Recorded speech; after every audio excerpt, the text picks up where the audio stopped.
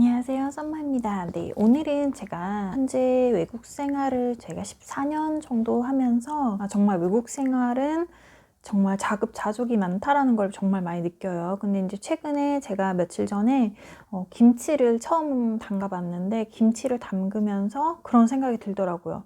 아, 내가 김치까지 정말 담그게 됐나 이런 생각을 하면서 한국에 있었다면 아마 그냥 사다 먹었겠죠. 워낙에 많고 맛있는 데도 많고 또 많이 팔잖아요. 근데 이제 외국 생활을 하다 보면 그런 충족가 있기는 있는데 그게 이제 뭔가 만족이 안 될 때가 굉장히 많아요. 그래서 어쩔 수 없이 이제 자급자족을 하게 되는 그럴 때가 많은데, 그 중에 이제 첫 번째가, 저는 이제 한국에 있으면은 이제 미용실도 가고, 제가 1년 정도, 한 2016년쯤에 1년 정도 한국에 있었던 적이 있었거든요. 공부를 하느라고. 근데 그때는 미용실도 되게 자주 가고, 머리도 뭐 자르러 염색도 하러 가고 했는데, 제가 외국에서 나와서 살면서 제일, 한국에서는 하지 않았을 외국에서는 하는 그런 게 이제 머리 자르는 거랑 머리 염색이에요. 그러니까 물론 그러니까 예를 들어서 제가 캐나다의 토론토에 살 때는 그때는 일본 미용실이라든지 아니면 한인들이 하는 그런 미용실에 다녔었거든요. 근데 그럼에도 불구하고 이 미용이나 이런 네일이나 이런 게 굉장히 비싸요. 이쪽은.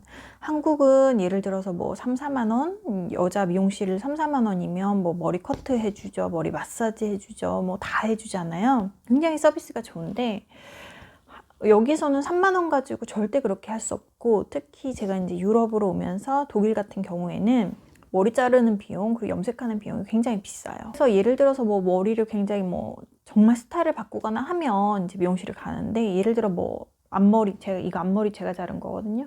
앞머리를 자른다든지 아니면 염색을 한다든지 이런 거는 다 그냥 개인 혼자서 해결을 하게 되더라고요.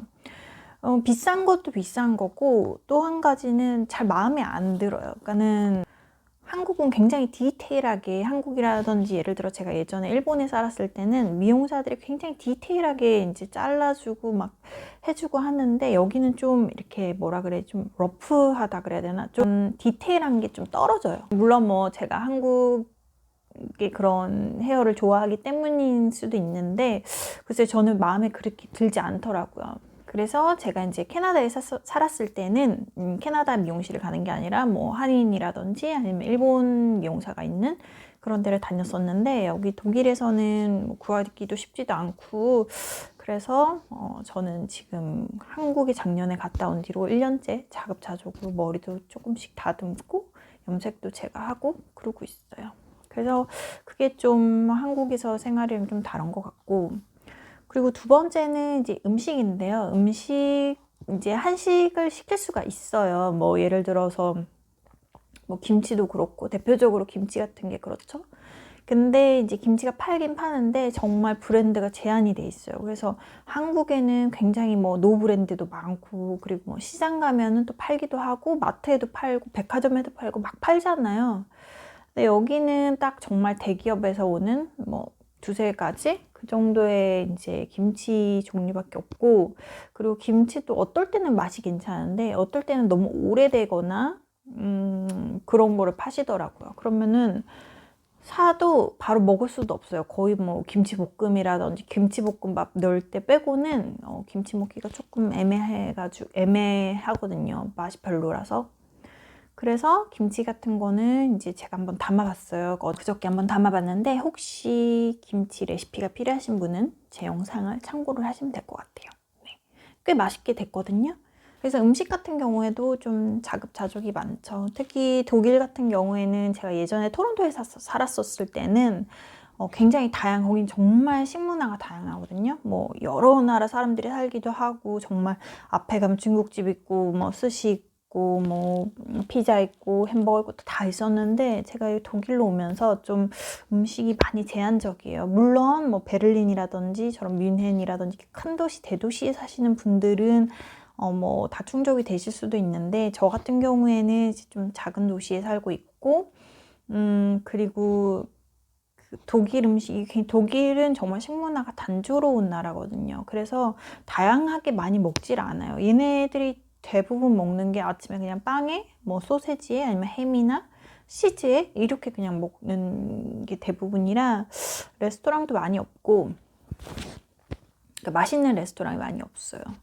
그래서 제가 집에서 요리를 좀 많이 하는 편이에요. 그래서 음식 같은 경우에도 뭐 김치뿐만 아니라 다른 이런저런 음식 같은 것도 많이 할 수밖에 없죠. 근데 한국은 워낙에 배달 음식도 많고, 한국은 또 워낙에 그런 레스토랑이라든지 이런 데가 음식점 잘 돼 있잖아요. 가격도 좀 저렴한 편이고, 그래서 그게 조금 그렇죠. 음식을 내가 만들어서 먹는 게 좀 많다라는 게 있고, 그리고 이제 세 번째는 대부분 캐나다에 살 때 그걸 많이 느꼈었는데, 캐나다는 인건비가 굉장히 비싸요. 독일도 마찬가지고 인건비가 굉장히 비싸서 예를 들어 뭐 고장이 났거나 이러면 사람을 부르는데도 가격이 너무 많이 들고, 그리고 가격이 드는 건 둘째치고 시간이 너무 오래 걸려요. 그러니까는 기다려야 되는 시간. 예를 들어서 싱크대가 한번 고장이 나면 그거 고치는데 사람 부르면은 한 달? 뭐 이렇게 약속 잡고 하는데, 캐나다 같은 경우에는 그렇게 되는 경우도 있고,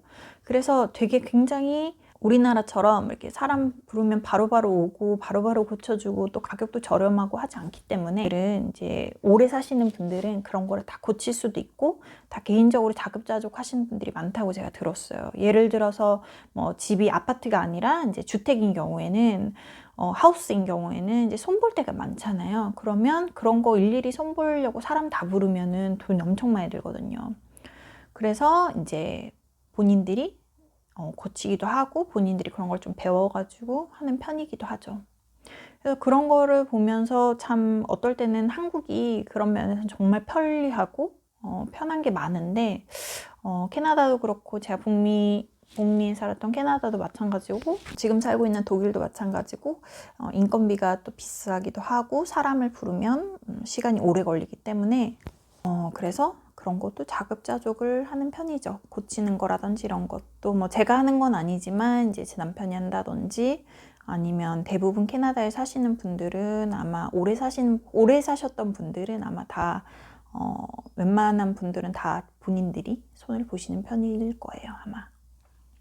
그리고 이제 네 번째는 제가 독일에 있으면서 굉장히 많이 봤던 것 중에 하나가, 유학생들도 그렇고 이민 오신 분들도 그렇고 제일 많이 키우는 식물이 깻잎이에요.